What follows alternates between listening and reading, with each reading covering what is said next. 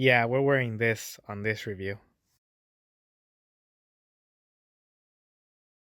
Hello, beautiful people. Welcome to another edition of WrestleMania Review Series, and I am so excited to talk about this one because, as you all know, I was here. I have a whole full video of my live experience. I talk about a little bit of the moments and the matches, how I feel about Cody not finishing his story, but I get to just talk about this as a fan, even though it's gonna be really, really hard to like not get my personal feelings on the side. I will say there is some stuff that is not perfect. Even when I went there live, I even said, yeah, some of this stuff didn't work, but it still doesn't take away from this being one of the best WrestleManias of all time. And I'm not just saying that because I was there. Even people who didn't go have said that this is one of the best WrestleManias of all time. Some people say it was the best WrestleMania in a while. That's saying a lot. But yeah, I remembered going. I was supposed to be at 37 because that one was gonna be in LA. Then they postponed it. Well, we were supposed to have it in LA for WrestleMania 38, but the SoFi Stadium was barring the Super Bowl. And then eventually the following year, they come here, and then it became an ongoing trend of like wherever the previous Super Bowl was, that's where the next WrestleMania will be. You can see because now they're going to be in Vegas, which they were at last year, and then this year they were in New Orleans, and now next year we're gonna get WrestleMania in New Orleans. So it's kind of an ongoing trend. But anyways, I'm just rambling on. Let's talk about one of my favorite WrestleManias, if not my favorite WrestleMania of all time. We kick off the night with Becky G, of all people, singing America the Beautiful. I was so excited because in my family household, we're all big Becky G fans. So it's really cool to see her live and doing America the Beautiful. Very awesome for me to witness. And on the show, we had The Miz and Snoop Dogg be the guest host. I didn't know how much they were gonna play into this, but they do play a major role in nights 1 and 2. We'll get to those things when we get to those things. But the first official match of the show was not a good one. Austin Theory versus John Cena, and as we all know, John Cena practically buried Austin Theory in the promo before this match. Just to top it off, John Cena only appeared once throughout this entire build-up, and that was him burying Austin Theory, saying that he's not ready. If whether he wins or loses, Austin Theory will just ruin his entire career because he either has to lose and just be done with it, or he wins and then he has to carry an entire show by himself, and he can't do that. And then it got worse when they moved into SmackDown, and he was the most irrelevant champion of all time. They had to give it to Rey Mysterio, and then eventually it went to Logan Paul. So Austin Theory really did a bad job, and this was not really his fault. You could say it was booking decisions, but he really wasn't ready for a match like this, especially at this level in his career. And the match showed it. John Cena did not care.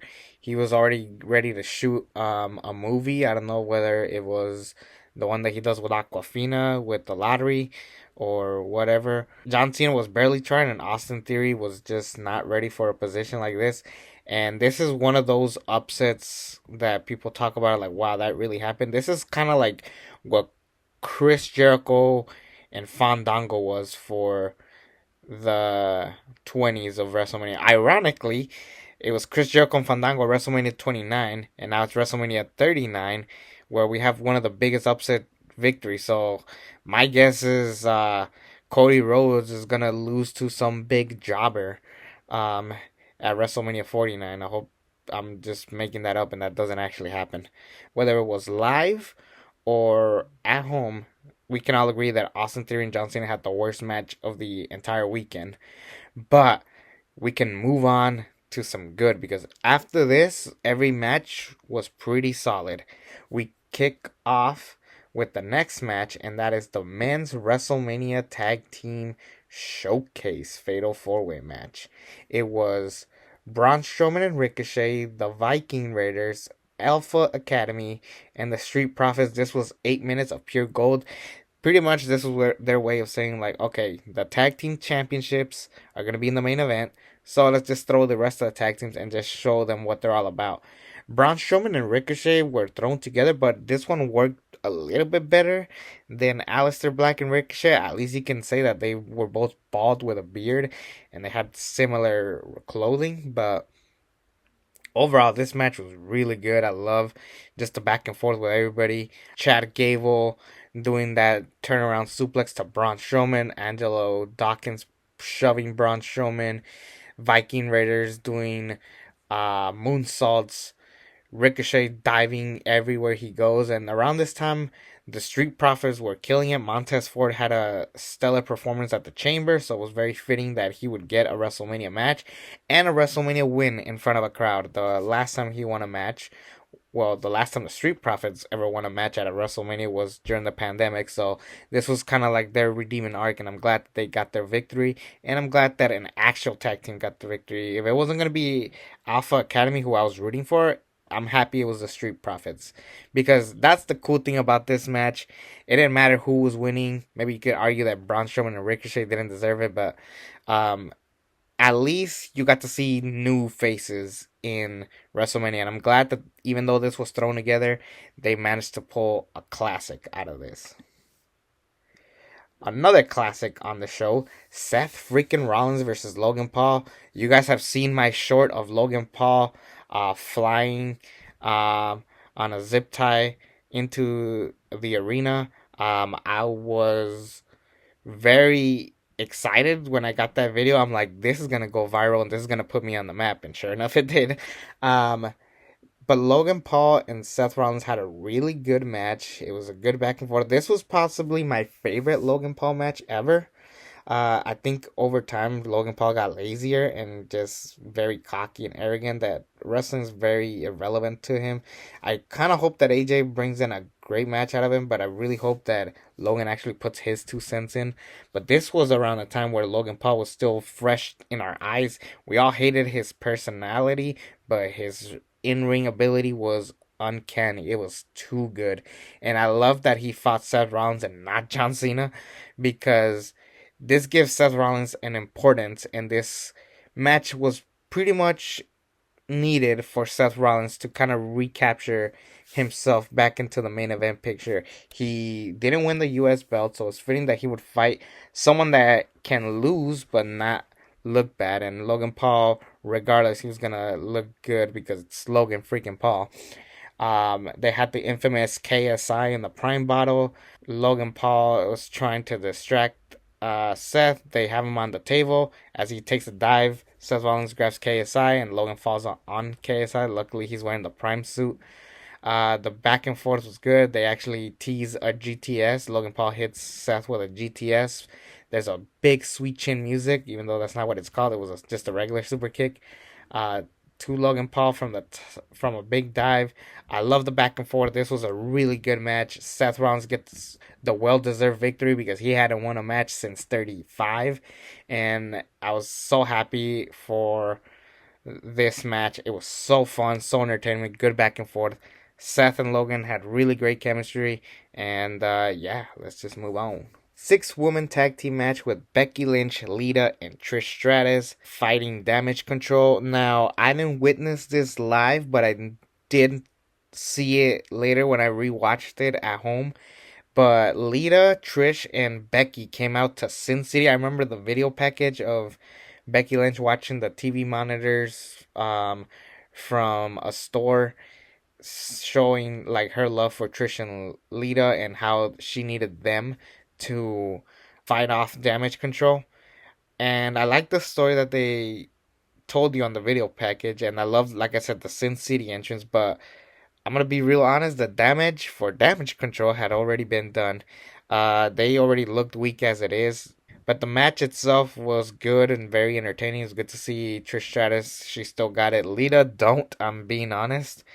And crazy enough, this is only Lita's second match. The only other match she's ever had was at 18 against Trish Stratus and Jazz, I believe. And it's kind of crazy to me to think that Lita has only had 2 matches in her entire WrestleMania career. But anyways, it was a good showcase of Trish, Becky, and Lita, but I do wish that Damage Control got this victory, and then maybe have Trish Stratus turn heel a little bit early, and then this can build up the feud that the girls were building. But I guess not. I guess they wanted a happy moment because I think Lita retires officially at this show. Solid match, good showcasing Io Sky doing the high bump moves because Io Sky was going to be on a tear uh, moving forward in 2023. Then we get to the match that I was looking forward to the most.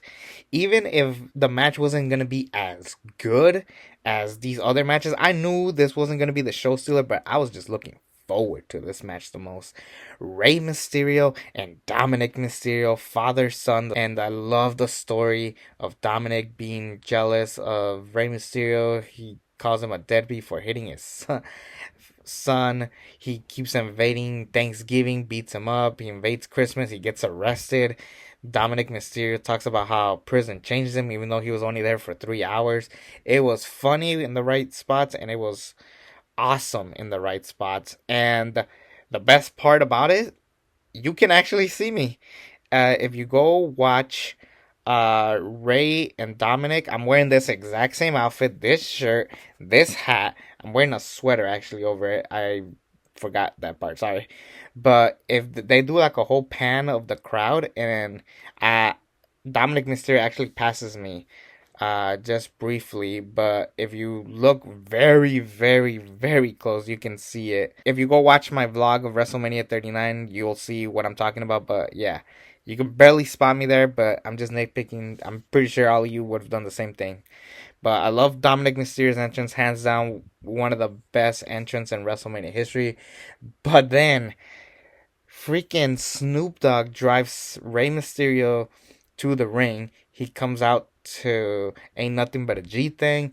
Eddie Guerrero's music plays, and then Rey Mysterio's music plays. I love this entrance too. I mean, I've seen Rey Mysterio perform in the past before. I've seen him cut promos before. But this was like my favorite WrestleMania moment, just to see Rey Mysterio, our hometown hero, get this moment, having this great feud with his son. This is hands down Rey Mysterio's best WrestleMania match. I'm being real. Like that world title victory was only 9 minutes. Every other match that Rey Mysterio has had up to this point was short. And this one took the cake. It was a 14-minute match. I love the story.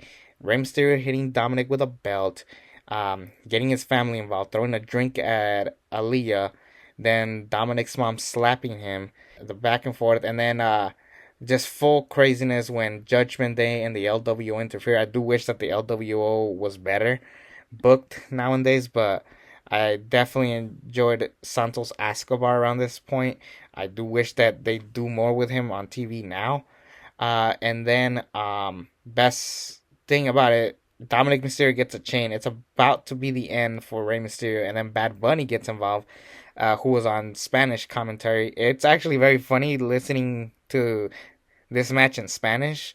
It was very funny because they asked Bad Bunny why he did that, and he was like, it was just too much. Era demasiado, hombre. Era bien demasiado. But it was a very entertaining match, top notch. Hands down, my favorite Rey Mysterio WrestleMania match, and possibly the best live moment because it was all full of Latinos where I was sitting. Like I said, I was close to where Dom was entering from, and man, was people hype to see Rey Mysterio and Dominik Mysterio, two Latinos, just having a great match. And I love the match. I love the moment. So yeah, I was just so excited to see this, and it's one of like the most heartfelt moments in my life. So yay. But then we get to real WrestleMania classics. And originally, I was not looking forward to this match. Nobody was. But after seeing this, I want to see them fight one more time. And that is Charlotte Flair and Rhea Ripley for the SmackDown Women's Championship. I want to see this match again. I want them to finish off the trilogy next year. It's fitting that they would do it next year. Think about it.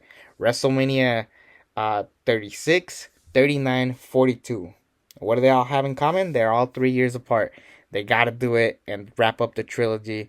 Similar to Austin and Rock, This could be the female version of that, and well deserved.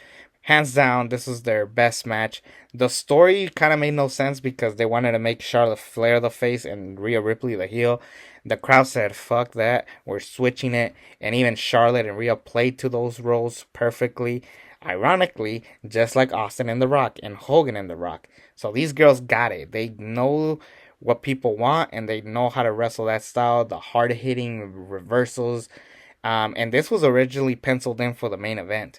And if it wasn't for the main event that we did get, then this would have been a well deserved follow. But I love that they wrestled as if they were the main event. They didn't just shoehorn in like, oh, we're not gonna be in the main event. Fine, we'll give you guys whatever. No, they gave us a classic, hands down one of the best matches. And I love the story how Rhea has beating everybody except Charlotte, and then she goes on this monster tear in 2023. Hands down, Rhea Ripley's greatest year. Um, Charlotte Flair was already a made woman. She didn't need this victory. People would have lost their minds if she won. The top rope finisher was awesome. Great way to cap off this match. And Rhea Ripley being the SmackDown Women's Champion, having that awesome reign. Best women's match that I ever attended. I still think Belair and Banks hits close to home because they main evented, but this is a damn close second. Man, this was around the time where they were just having bangers with the women. They had great match after great match at WrestleMania, and it all started with 32, 33 not so good, 34 they had one or two great matches. 35 they had the main event, of course. 36 Rhea Charlotte. 37 they main evented yet again. 38 Belair and Becky, and then this match. Oh my goodness! Like, I'm so glad that we live in a time where even the women are kicking ass and they are selling just as much merch as the men. So it's one thing to be a good time because Rhea Ripley is a megastar. Like, she could be in movies, she could be doing other cool stuff, but she's focused on wrestling. And yeah, I'm very happy for her. And this was the beginning of building new stars, and that's something that we've been looking for years. And ever since Triple H took over, we've been getting that, and I'm very happy. Now, I mentioned The Miz and Snoop Dogg being the host earlier, and I knew that they were going to come back eventually. They announced the attendance record. Snoop Dogg talks about how he wished The Miz had a match, and then of all people to interfere was Pat McAfee. I was a little bit disappointed because I wanted LA Knight. The crowd wanted LA Knight. Around where I was sitting, everybody was like, yeah, yeah, yeah. Only for Pat McAfee to show up. And I think this was around the time we all got really, really sick of Pat McAfee in the ring. He was good, but he was a little overrated. And then this match made no sense. It was just back and forth. The Miz was in a suit. It was a regular match, but technically it had no disqualification because you had a 49er interfere with Pat McAfee, helping him out, and then Pat McAfee gets his victory.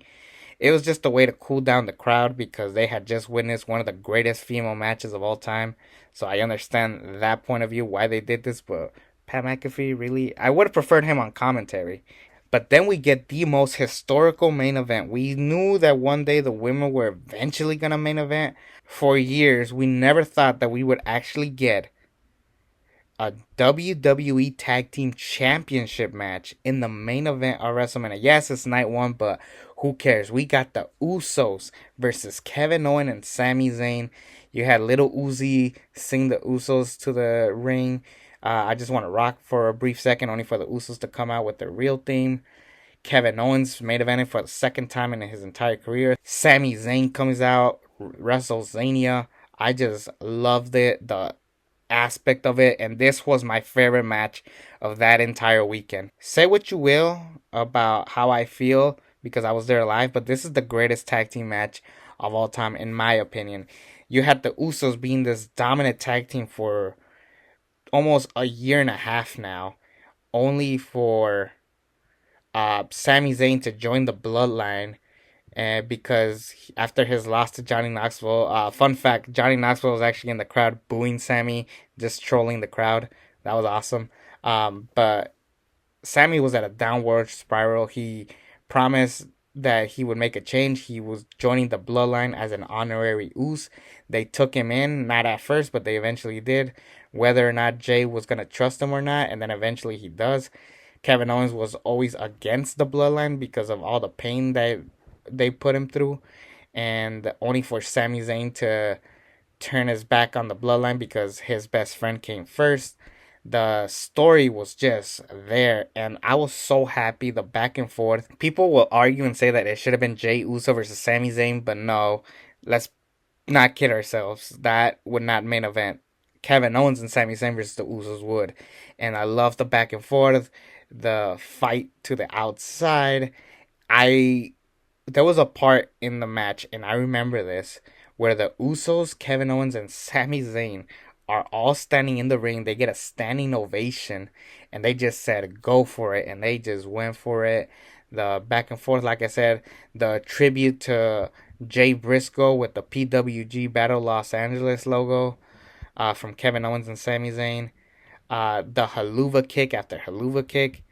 Uh, Sami Zayn slowly teases the brainbuster at one point.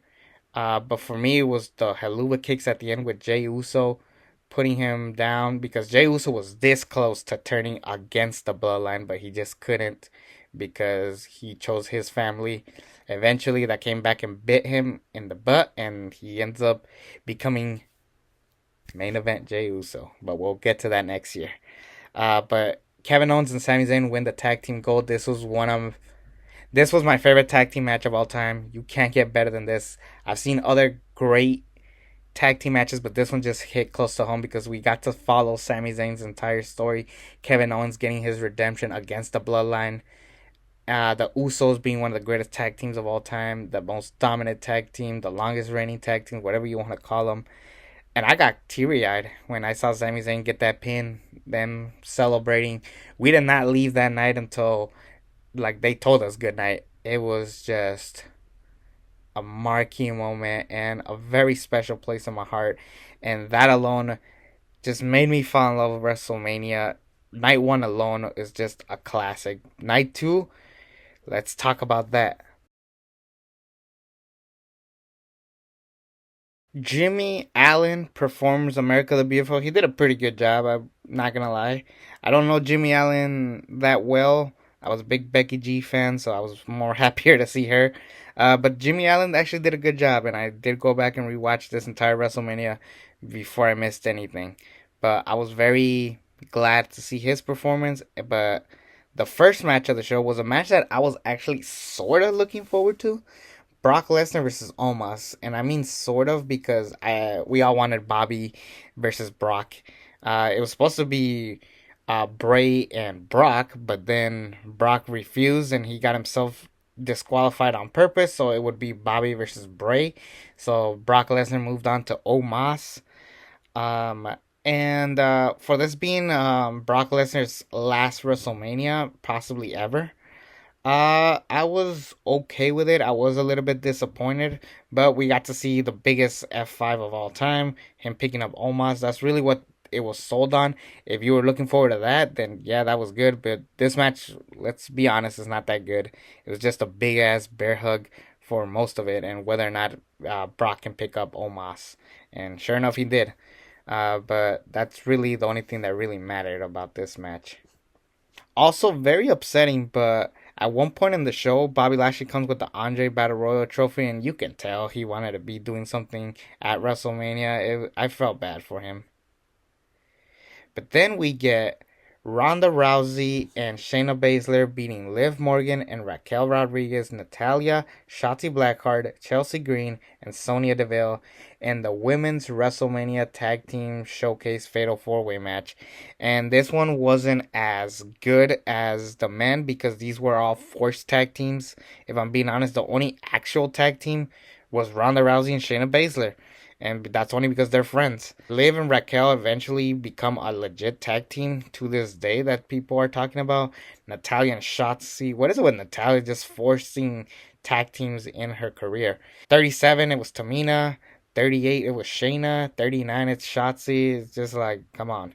And then Chelsea. It was supposed to be Chelsea and Carmella, but then Carmella got pregnant, so she was out. or she got injured. I don't remember which one was it, but Carmella wasn't going to be at WrestleMania, so they needed a last minute replacement, and they landed on Sonya Deville. It was going somewhere, and then she got injured, and then Piper Niven took over, and that ended up becoming one of the greatest runs in women's tag team history because there's not that many options. Yeah, not a good match. The only thing I really remembered, even when I'm watching it live, was Raquel throwing Liv Morgan onto everybody. That's really the only thing I remembered. And then Ronda Rousey just stealing the victory because it's Ronda Rousey, people. Don't forget, Ronda Rousey was a person that was around this time. Yeah, you go from the main event of WrestleMania to just a thrown together match. Like, sad. Just sad. What's not sad is this next banger of the match, my match of the night.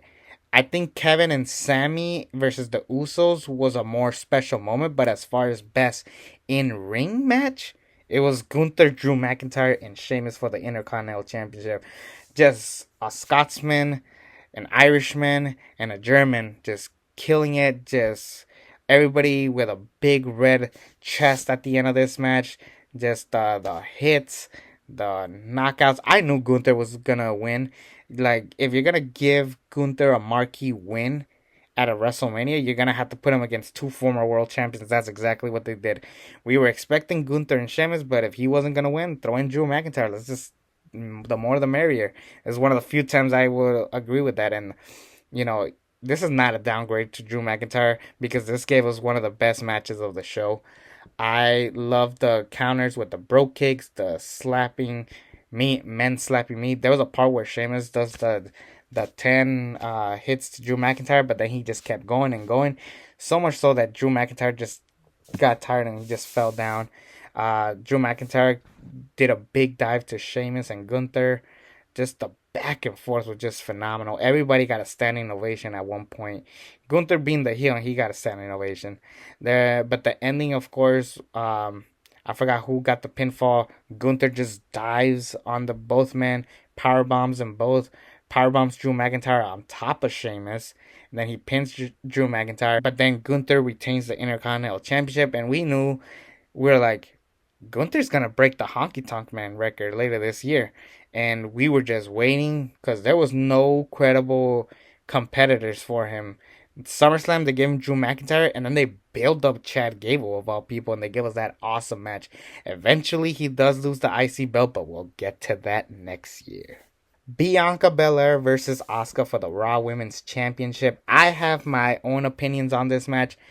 It was a good match, well wrestled match. The story wasn't really there. I kind of wish that Asuka had defended uh, her Raw Women's Championship against Bianca Belair in 2020 and Asuka retained, making this Bianca's only challenge. That's just me long term booking if I were to ever book WWE. But the match itself was really good. The only thing we can all complain about was the result. Bianca Belair was ready to drop the belt. Asuka was red hot with his new look, new theme song. I was singing the theme song. Amazing what WWE did for the women of Compton. First of all, when I found out about these people, I was like, I gotta interview them for Cat Nation Studios. I was so excited to see this me working with kids, seeing them have this moment really hit close to me. And then as you all know now, the little girl who did that like big flip and then walked out with Bianca Belair, for those of you who don't know, her mother unfortunately passed away that morning, and to be able to do that and still be holding a smile, that's just crazy. But the the things that WWE does for their fans, it really shows me that they have a heart, and I was really happy knowing that story now, and it probably explains why Bianca won. Also, there's rumors that they want to make Bianca Belair the new Undertaker, in the sense of her having an undefeated streak at WrestleMania. She was 3-0 up to this point. I don't know who I would have put her with if she was going to retain. Bailey was already done and out. Alexa Bliss was having a baby and she was sick. Um, there was just so many other people, but if they were going to build up Asuka, I kind of wish that she would win. a world title at WrestleMania. I think deep down, I'm just waiting for the day that Asuka gets a WrestleMania win. I'm just crossing my fingers. Also, I didn't like the ending of like Asuka using the miss, but misses. Bianca Belair uses the whip, knocks it out, and then beats her. It was very random, but I guess it worked. Now, if you thought Miz and Pat McAfee was bad, wait till we talk about this. Miz faces Shane McMahon again. We're just gonna forget that we did that dumb storyline at WrestleMania 35. Well, the story wasn't stupid, but the match was stupid. So I'm like, okay, we're doing this again. Snoop Dogg brings out Shane McMahon. They have a match. It ends with Shane McMahon tearing his quads or his leg. I don't know what happened. And then the match gets canceled only for Snoop Dogg to take Shane McMahon's spot, and it becomes technically Miz versus Snoop Dogg. Snoop Dogg punches him twice, does the people's elbow, his version of the people's elbow because he's a tall ass motherfucker. Um, and Snoop Dogg wins. So Snoop Dogg beats former WWE champion, two-time Grand Slam champion, The Miz at WrestleMania. Now, as a wrestling fan, I've always had a bucket list of things I've always wanted to see, stuff that I was just like, oh, I gotta see this. One of those things was an Undertaker match or an Undertaker entrance. Unfortunately, that'll never happen for me. But one of those things was a Hell in a Cell match. And we got one with Edge and Finn Balor. Demon Finn Balor, to say the least. I love Russell Crowe narrating for the Hell in a Cell match just to hype up the Exorcist, but it worked. Edge comes out with South of Heaven, does this pyro, You Think You Know Me. We were all singing that song, the greatest theme song of all time. Then Demon Finn Balor, we got to do this again. I was just hyped for this. But then you actually sit down and watch a Hell in a Cell match. It's very distracting. You're literally just trying to watch around it. I spend most of the time watching the uh, TV monitor screen on top because you cannot see a thing when you watch a Hell in a Cell match like this. Like I said, it doesn't take away. I did watch this match back on TV, and it was good. Unfortunately, this is the match where Edge throws a ladder to Finn and it busts Finn open and it pauses for a while, the match.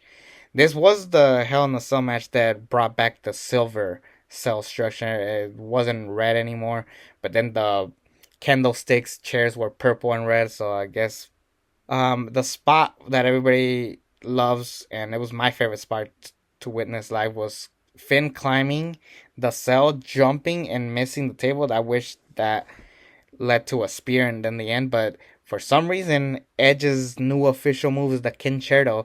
Even in AEW, that's how he does Concerto and Concerto. This was Edge's final WrestleMania match ever. I believe he's gonna retire in AEW.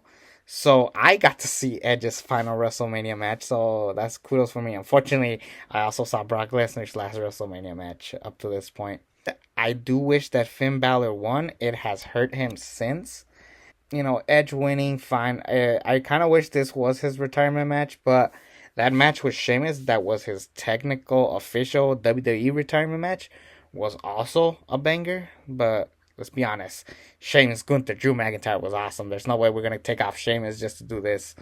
But yeah, I was very happy with this sell. It was a pretty good one. Unfortunately, watching it live was not the best experience of my life. The cell structure is too distracting. People are trying to look, and then people keep standing up, and I can't see shit. So, unfortunate for me.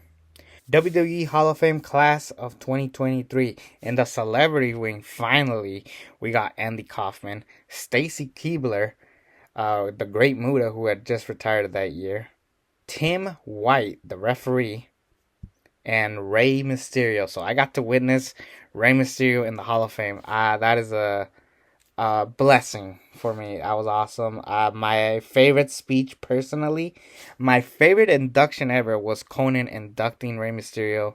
Conan, say what you will about the man, but that man knew how to induct Rey Mysterio. He was the correct guy for that. Rey Mysterio, Grey Muta, Stacy Keibler, Andy Kaufman, Tim White, all well-deserved people. Very happy to see these guys into the Hall of Fame.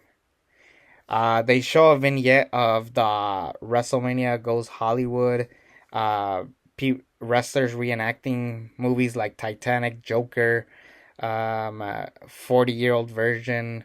It was Goodfellas. Jeez, how did I blink out of that name? And of course, Top Gun Maverick, which was one of the. It actually was the biggest movie of 2022, so it was very fitting that they would mock that one. Nice one, not as good as 21. I think they did better vignettes. But now let's just talk about the main event because I am ready to talk about this. Roman Reigns versus Cody Rhodes for the undisputed WWE Universal Championship.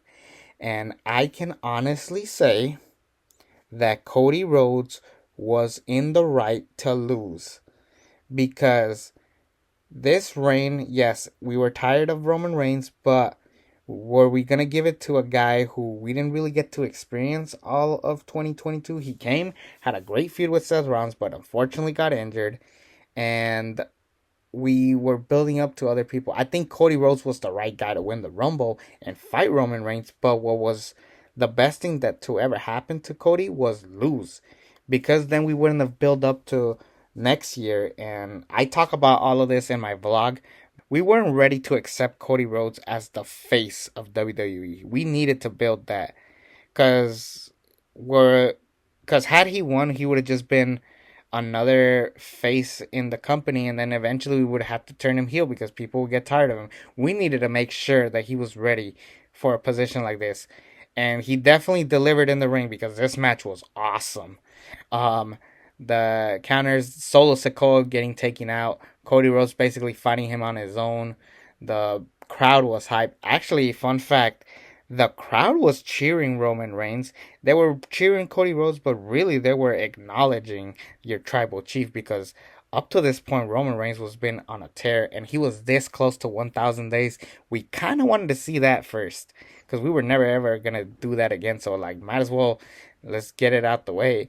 But I love the interference from the Usos, Kevin, and Sami. This is the first time where the previous main event affects the next main event. We definitely play that off next year, but we'll get to that next year, like I said. And I was just satisfied with this. Yes, it was a screwy finish with Solo Sikoa coming back and screwing over Cody Rhodes, but it worked out in the long run. And for that, I'm giving this show an A. And I'm not just saying that because I was there. This show was generally good. If I wasn't there, all I would do is cry that I wasn't there, and I probably would have given this show a B. But no, it gets an A because the mid card was top notch. Even the bad matches weren't that bad. The only true stinker was Austin Theory and John Cena, but everything else was solid for what it was, and we had just classic matches through and through. And I want to go back and watch this show again, but I can't because I have to get ready for WrestleMania 40. And I got a very interesting take for WrestleMania 40, and we'll get to that on Friday. But in the meantime, take care, everybody, and I'll see you all one more time for a WrestleMania review series on Friday for WrestleMania 40. I can't believe we made it to the end.